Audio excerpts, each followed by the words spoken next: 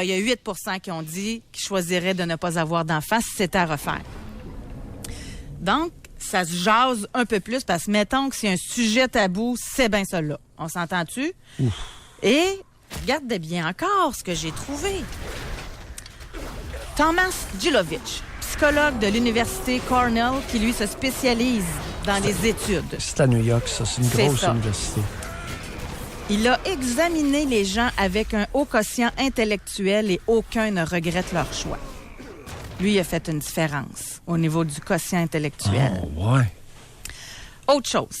En 2010, l'Association américaine de sociologie a découvert que les parents étaient portés à être plus dépressifs que ceux qui n'ont pas d'enfants et que ceux sans enfants étaient plus heureux que ceux avec des enfants. Hey, ça fesse, là. Non, c'est une campagne anti-enfants, ça. Sans enfants, plus heureux. Et pourtant, là, c'est The Economist. Et pourtant. The Economist, c'est un journal quand même très sérieux. Oui. Qui fait le tour de l'actualité internationale. Oui, excepté au Québec. Oui, il y a quelqu'un. J'ai lu des articles d'un Québécois là-dedans. Okay. Essayez pas de me pogner, là. The Economist, en novembre dernier, dans une analyse de 11 pays développés, ils ont révélé qu'en 4 décennies, le temps que les parents passaient avec leurs enfants a doublé. C'est peut-être ça aussi, là. Tout ça. En tout cas, ben non, 75, c'était 70 qui le regrettaient. En tout cas, fait que ça fait réfléchir. Donc, à notre question, êtes-vous devenu ce que vous vouliez, là? Il y a une méchante gang qui regrette d'avoir des enfants. Puis il y a du monde menteur.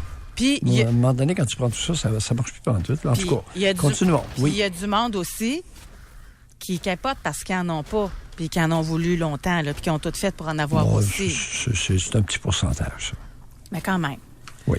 Ils existent, mais c'est un petit pourcentage. Okay. Là, je mets à table, puis après ça, on va aller au téléphone. Non, on va aller au téléphone tout de suite.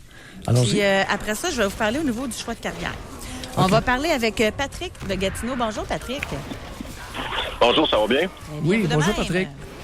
Très bien. Hey, le sujet du jour, pour commencer, c'est lequel? C'est-tu si on n'avait pas eu d'enfant, ou c'est à refaire, ou c'est le choix de carrière? Bien, Patrick, est-ce que vous aimeriez diriger notre discussion? Allez-y, qu'est-ce que vous voulez? Ben, ça dépend. Qu'est-ce que vous voulez, vous, en premier? Bien là, vous avez appelé pourquoi? Le choix de carrière. Ben, allez-y, on vous écoute.